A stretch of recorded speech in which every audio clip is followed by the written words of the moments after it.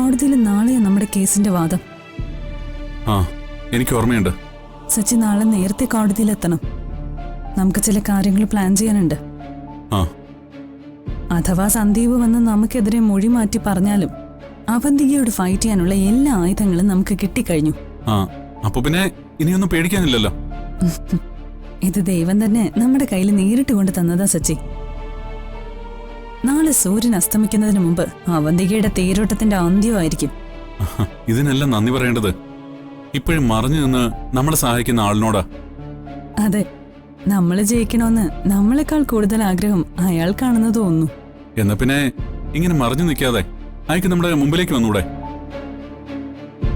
ഒരു താങ്ക്സ് എങ്കിലും പറയായിരുന്നു. ചിലരങ്ങനെയാ സച്ചി. ചെയ്തു കൊടുക്കുന്ന ഉപകാരങ്ങൾക്കൊന്നും ഒരു നന്ദി വാക്ക് പോലും അവർ ആഗ്രഹിക്കുന്നുണ്ടാവില്ല. നന്മ ചെയ്യണമെന്ന് മാത്രമേ അവർ ആഗ്രഹിക്കുന്നുണ്ടാവൂ. ആ, എന്തായാലും നമുക്കിത് അയച്ചെന്ന ആളിന് നന്മ വരട്ടെ എന്ന് നമുക്ക് പ്രാർത്ഥിക്കാം. ആ പ്രാർത്ഥന മാത്രമേ ഇപ്പൊ എന്റെ മനസ്സിലുള്ളൂ. എന്തായാലും നാളെ രാവിലെ ഞാൻ നേരത്തെ കോടതിയിലെത്താം. ഓക്കെ, ശരി വക്കീലേ. ശരി സച്ചി.